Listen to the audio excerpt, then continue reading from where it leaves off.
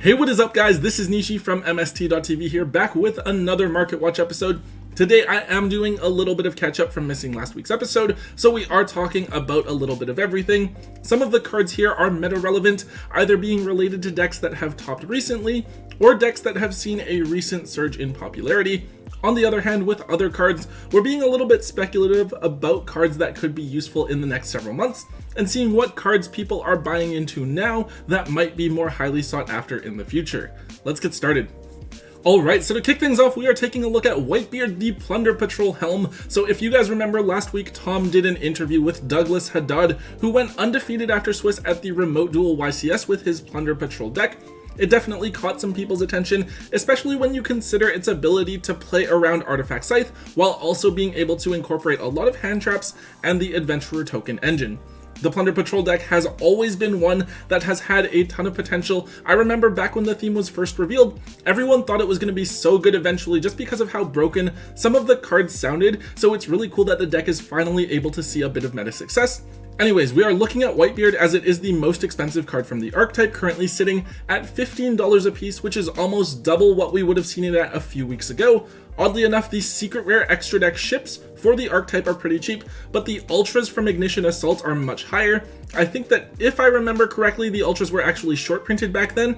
Whitebeard is a bit more expensive than Redbeard is, since I think that in Haddad's list, he played 3 Whitebeard, but only 2 Redbeard. Either way, each of those cards hasn't been reprinted since they originally came out back in Ignition Assault, so each of these cards is going to be fairly difficult to find. If the deck continues to pick up in popularity, hopefully we will see everything reprinted and become a little bit more accessible, but for now I would expect this card's price to remain pretty steady until we see exactly how this deck fits into the format. Next up, I want to take a look at DDD Divine Zero King Rage. This card is of course a card that is used in the DDD deck, though to be fair, I have seen some lists choosing not to run it. I think I've never seen this card summoned, only scaled with the effect of Gilgamesh. It has a pretty cool effect where you can freeze your opponent's back row or their hand and graveyard by tributing a monster. I think it can actually go for game if your opponent has less than 4,000 life points as well, which is kind of cool. Its scale effect doesn't seem that great either. It saves you from taking effect damage once, and it lets you normal summon a level 5 or higher DD monster from your hand without tributing. Ultimately though, I think that this card is useful because it is a scale 0, so it actually gives you the ability to pendulum summon out level 1 monsters, specifically Kepler, which is one of the key starter cards for your deck. I really want to learn how to play this deck, but it's really complicated. I personally haven't had the time for it, though if you are going to be playing a big event, it might be worth looking into so you know how to play around the cards. Anyways, this card was only ever released in one of those little manga booklets, so it's kind of annoying to find. It's currently sitting at $20 a piece. However, this also means that right now, the card is actually not usable in Europe, only North America, which is kind of a big problem. Because of this, I am definitely expecting the Divine Zero King Rage to be reprinted in an upcoming reprint set. Probably Ghosts from the Past 2 would make the most sense, so that the card is accessible and usable by everyone. This should be pretty easy to see coming. You only need 1 copy of this card in your deck, so if you are sitting on multiples, you definitely want to move all of your extra copies before this card gets reprinted and tanks in value. Next, we are moving on to Dotscaper. This is a level 1 Cybers monster with a pretty simple effect. If it's sent to the graveyard or banished, you can special summon it back, but you can only use 1 of these effects per turn, and each effect can only be used once per duel. So one very popular deck in the format right now is the Cybers Eldritch deck, which takes advantage of the fact that Dotscaper is basically just a 1-card DPE and Scythe, and combines it with the strength and consistency of the Eldritch engine, resulting in a very fun deck to play that is easy to get going. Unfortunately, Dotscaper is a card that hasn't gotten much attention in the past, so it only has a couple of printings. Technically, the Starfoil printing of it is the only holo version, so that version is going to cost you around $10 to $15 each. However, either of the 2 common versions of the card are still going to be about $5 a piece, and this is a card that you're going to want to run 3 of in the Cybers Eldritch deck. It's definitely a cool card, and the deck looks really interesting. I think some people also place Cybers Gadget and Firewall Guardian in there, so if you're a fan of Eldritch and you want to play the deck but with maybe a bit more than just like 30 trap cards, this version might be the way to go. This did also come out in the Cyber Structure deck that Trigate Wizard came out in, so it's definitely worth taking a quick look through your bulk to see if you have this card lying around somewhere. Now, one other meta-relevant card that we need to take a look at here is Crystron Halqifibrax. I think we did look at this card about a month ago, but this card has become slightly more expensive and difficult to find than it was before. Now, when we last looked at it, it was more just like Halq, and any sort of Halq-related cards were not hit on the ban list, right? So it just kind of jumped up in the aftermath there. But now we have two very big decks that are actually using Halq that are meta-relevant in Based and the Adventurer Tenyi deck. In fact, I think that in some lists they actually play 2 copies of Halq just because of how important it is. Because of this, we are seeing the Ultras up at $70 and the Ultimate Rares up at $140. I think that the Ultis were at $150 a couple of weeks ago. Maybe there's a little bit of a peel back happening now. Personally, I think that a card as iconic and useful as this definitely has the potential to move even further up in price. The main thing here is that either version of the card is pretty difficult to find right now, so we might actually see the card reprinted in Ghost from the Past 2 or something like that. If we did, the Ultra would definitely drop a bit, but the Ulti as the highest rarity version of the card would most likely retain most of its value and even potentially go up if the card continued to see play in the current format.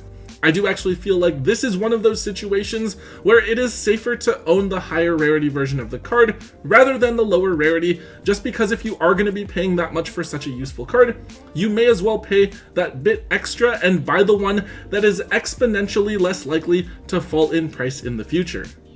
Okay, let's move on to a couple of cards that people are buying out now because of expected future use, and start off with Gemini Lady Brilliant Diamond. So the set after Dimension Force called Power of the Elements is just starting to be leaked, and we just had revealed to us some new Gemini support that looks like it could actually be really useful. Not enough to make Geminites tier 1 or anything like that, but enough to make their OTK a bit more consistent once again, something that they've been missing without Brilliant Fusion. Lady Brilliant Diamond is pretty simple, allowing you to send a face-up Gemini you control to special summon a Gemini fusion monster from your extra deck, ignoring its summoning conditions. I'm not going to pretend I know anything about Geminites at all, but just from reading it, I think this effect seems pretty broken, so it doesn't really surprise me that people would target this card for a buyout.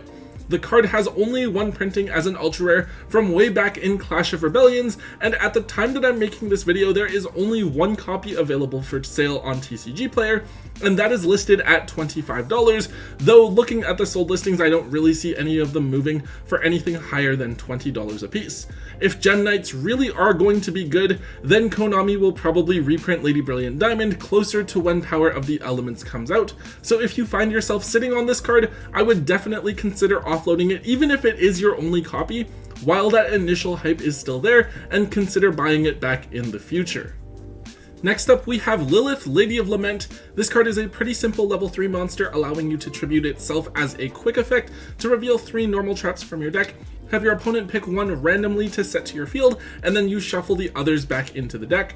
If you're playing 3 of a trap and have 3 copies of it in your deck, this basically lets you search for any normal trap, so that can include cards like Dimensional Barrier, Ice Dragon's Prison, or Artifact Sanctum. I believe that this card is being hyped up at the moment because of the Labyrinth deck, a new archetype that is coming out in Tactical Masters, which is very similar to a side set like the Grand Creators or Genesis Impact. That deck uses a ton of different trap cards, so people suspect you could use Lilith in it to tutor out the necessary traps based on the other cards in your hand, which is pretty interesting to see. I believe that in the OCG, they did also reveal Loris, Lady of Lament, as a jump promo, a similar level 3 fiend that lets you recycle banished traps and looks kind of like Lilith. But this isn't really a deck that anyone's trying to run or put together, so I'm not attributing any of the price jump here to the reveal of Loris. I think that at one point, Lilith was up at almost $20 on TCG Player, but fortunately it has cooled back down as people relisted it back onto the market. And now we're seeing Lilith back down at $10 a piece. Of course, the card only has the one printing from the Layer of Darkness structure deck, which did come out way back in 2018, so this is probably going to be a fairly difficult card to find. I would hold off on buying this card for now, since I think it might even be possible that we see Lilith reprinted in Tactical Masters itself, since Konami does usually reprint some existing cards that could be useful for the featured decks in the set itself. It just kind of depends on how Konami is feeling. And finally, we are on to the last card of today's video. We have Guardian Chimera. This is actually a really intriguing card. It is generic in that you have to use 3 different monsters with different names to make it. but you have to use a combination of hand and field to make it, so you can't just like super poly into it. Now when this card is summoned, you can draw cards equal to the number of materials you used from your hand, and then pop cards on your opponent's side of the field without targeting, equal to the number of cards used from the field. This means you could either draw 2 and pop 1, or draw 1 and pop 2 depending on the situation. Because this thing is generic, this could potentially be used in any strategy that relies on fusion summoning. With the prevalence of hand traps in today's game, you could theoretically fuse away 2 dead hand traps and a monster on the field to draw into 2 other cards, get a free pop, and have a 3300 body on the board. Now this card is a secret rare from Battles of Chaos, the most recent core set, and it is currently sitting between $20 and $25. We need to keep in mind that Battle of Chaos is the first core set to not be included in the 2022 Megaton so far, so this probably won't be reprinted until 2023, which gives us quite a bit of time to use the card without having to worry about that upcoming reprint. The other thing to note is that Battle of Chaos isn't a particularly great set value-wise. Outside of the Illusion of Chaos, there's not really too many big money cards in the core set itself, so if Guardian Chimera can fill that role, we might see its price jump up considerably as one of those chase cards of the set. Of course, with the existence of the Invoked and the upcoming release of the Albaz Strike Structure deck next month, it wouldn't surprise me at all to see this card hit $35 or $40 in just a month or two. If you're looking to play the Albaz stuff in the future, this is probably a card you're going to want to pick up relatively soon before everyone else starts scrambling to grab their copies a month from now. Alright everyone, that is it for today's episode. I did have a bunch of things to attend to last week, but we are back to bringing you guys some more content. I did pick up a really big collection from a friend last week. I am planning on doing a video to show some of that stuff to you guys later this week as well, so make sure that you guys stay tuned. Anyways, if you did enjoy today's Market Watch, please do make sure you let me know by hitting that thumbs up button for me.